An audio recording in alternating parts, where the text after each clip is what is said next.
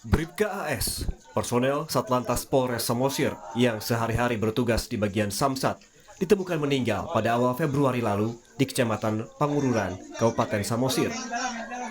Dari hasil otopsi, Bribka AS dinyatakan tewas bunuh diri karena meminum cairan sianida yang ditemukan di dalam tubuhnya.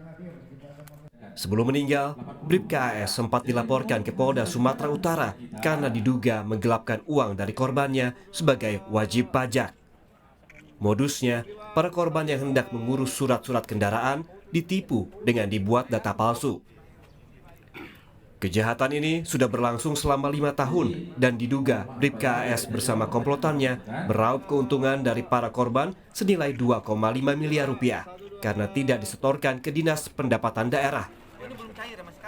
Terbongkarnya kasus ini bermula setelah para korban curiga dan mendapat tagihan pajak yang tinggi, padahal sebelumnya telah dibayarkan kepada Bribka AS.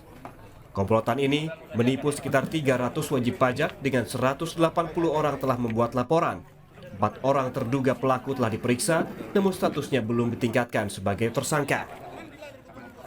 Melakukan penggelapan uang wajib pajak dan pemalsuan notis pajak (SKPD) di Samsat Pangururan adalah dengan cara menerima berkas dan uang pajak BBN 1 dari wajib pajak untuk pendaftaran kendaraan baru dari wajib pajak, kemudian mendaftarkan ke loket 1, ke loket 2 untuk dilakukan verifikasi pajak, dan menggunakan draft pajak dari hasil verifikasi yang belum dibayarkan ke loket 3 untuk mencatat STNK di loket 5, dan selanjutnya meminta kerja notis pajak yang kosong dari saudara ET yang mengisi data palsu.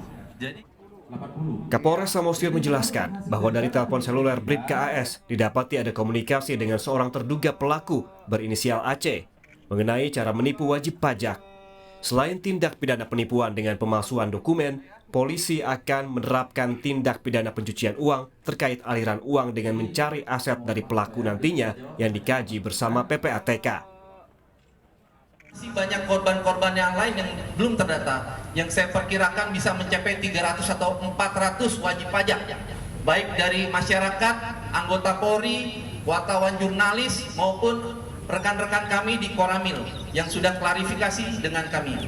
Tentu kami akan menerapkan pasal tindak pidana pencucian uang, yaitu tindak pidana memiskinkan para pelaku kejahatan ini, karena ini merupakan kejahatan ekonomi yang meresahkan masyarakat yang ada di Kabupaten Samosir. Meski demikian, keluarga ragu Bribka AS meninggal karena bunuh diri karena ditemukan luka memar di tubuhnya. Menurut kuasa hukum keluarga Bribka AS, almarhum justru bercerita kepada istrinya bahwa dirinya akan membongkar praktik penggelapan pajak di Samsat Samosir. Selain itu, istri Bribka AS juga mengaku mendapatkan intimidasi dari Kapolres Samosir dalam kasus kematian suaminya.